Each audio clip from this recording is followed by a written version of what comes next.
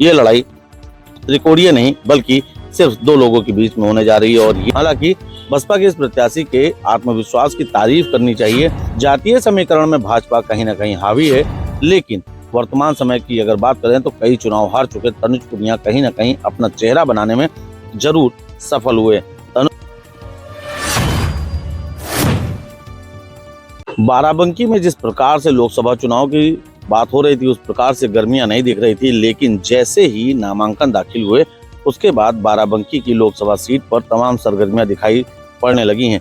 जहां भारतीय जनता पार्टी से राजरानी रावत ने नामांकन किया, उसके बाद कांग्रेस से तनुज पुनिया ने, बसपा ने भी काफी देर में लेकिन अपना प्रत्याशी उतारा शिव कुमार दोहरे। बाराबंकी की अगर बात करें तो बाराबंकी लोकसभा क्षेत्र में राजरानी रावत पर तनुज पुनिया ने बड़ा हमला बोला। उसका कारण ये था कि जब राजरानी रावत का नामांकन था तो उसमें बुलडोजर का प्रयोग किया गया था, जिसको लेकर तनुज पुनिया ने नामांकन के दौर पर नामांकन की तारीख पर बीजेपी पर एक बड़ा हमला बोला था और कहा था कि भारतीय जनता पार्टी लोगों को डराना चाहती है। हालांकि जब बसपा के प्रत्याशी आए उनसे बातचीत कही कि आपको कहीं टिकट देने में देर तो नहीं हो गई है, इसके बाद भी उन्होंने साफ तौर पर उनका कहना था कि कोई देर नहीं हुई है, चुनाव वही जीतेंगे। हालांकि बसपा के इस प्रत्याशी के आत्मविश्वास की तारीफ करनी चाहिए।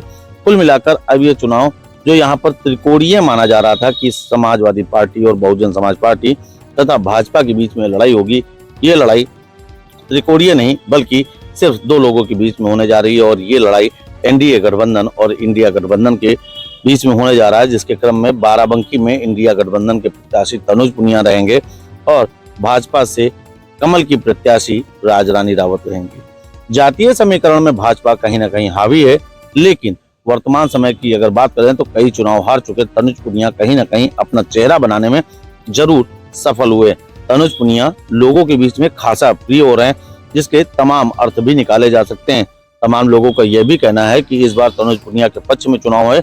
वहीं राजनीतिक पंडित लगातार इस बात को लेकर विश्लेषण कर रहे हैं कि कहीं ऐसा ना हो कि इस बार तनुज पुनिया के चेहरे के कारण भाजपा के जो एक कोर वोटर थे, जिन पे भाजपा यहाँ चुनाव जीतती थी, जो ये जातीय समीकरण हावी रहते थे, कहीं वो ध्वस्त न हो जाए। हालांकि लोगों के बीच में जनचर्चा यह भी है कि बसपा का प्रत्याशी कहीं ना कहीं इंडिया गठबंधन के प्रत्याशी का खेल बिगाड़ सकता है, लेकिन अभी उसकी संभावनाएं कुछ नहीं दिख पड़ रही हैं, क्योंकि बसपा के प्रत्याशी ने सिर्फ अपना नामांकन दाखिल किया है, लेकिन जनता के बीच से अभी वो कहीं ना कहीं दूर दिखाई पड़ रहे हैं। जैसे जैसे तारीख 20 मई करीब आ रही है, वैसे वैसे बाराबंकी का सियासी पारा चढ़ने वाला है। कुल मिलाकर सूत्रों के अनुसार से जो जानकारी मिल रही है कि जहां जहां इंडिया गठबंधन के प्रत्याशी हैं, वहां पर समाजवादी पार्टी के मुखिया अखिलेश यादव और कांग्रेस के राहुल गांधी एक साथ रैली कर रहे हैं, तो संभवतः बाराबंकी में भी इन दोनों लोगों की रैली हो सकती है। 10 तारीख को बाराबंकी में जेपी नड्डा जो राष्ट्रीय अध्यक्ष हैं भारतीय जनता पार्टी के, उनका एक कार्यक्रम प्रस्तावित था, लेकिन वह कैंसिल कर दिया गया। सूत्रों की माने तो जेपी नड्डा का कार्यक्रम सिर्फ इसलिए कैंसिल हुआ है क्योंकि आने वाले समय में संभवतः यहाँ प्रधानमंत्री मोदी का कार्यक्रम लग सकता है। ऐसे में दो राष्ट्रीय चेहरों का कार्यक्रम एक जगह पर लगाना भाजपा को उचित नहीं लगा। इसके चलते प्रधानमंत्री मोदी का कार्यक्रम संभवतः बाराबंकी में लग सकता है और उस कार्यक्रम में सूबे के मुखिया योगी आदित्यनाथ भी शामिल हो सकते हैं। बात यहाँ तक भी पता चल रही है कि भाजपा बाराबंकी में एक बड़ा रोड शो करेगी और निश्चित ही ये बात कहीं ना कहीं भाजपा के लिए फायदेमंद हो जाती है। जब किसी बड़े चेहरे का यहाँ पर रोड शो होता है तो उसका फायदा भाजपा को जरूर मिलता है।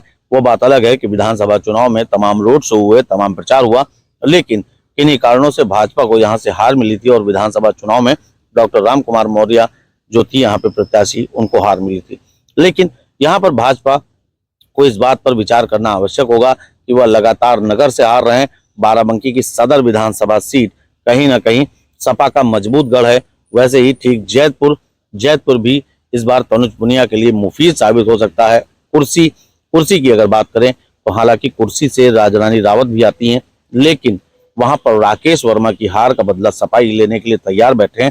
तो जो भी राजनीतिक समीकरण है इस बार बड़े उलट फेर वाले हो सकते हैं। हाल फिलहाल जनता किसको वोट करेगी, यहाँ के स्थानीय मुद्दे कितने प्रभावी होंगे, राजरानी रावत चुनाव जीतेंगी या तनुज पुनिया इस बार चुनाव में जीत कर सामने आएंगे, ये तो वक्त बताएगा।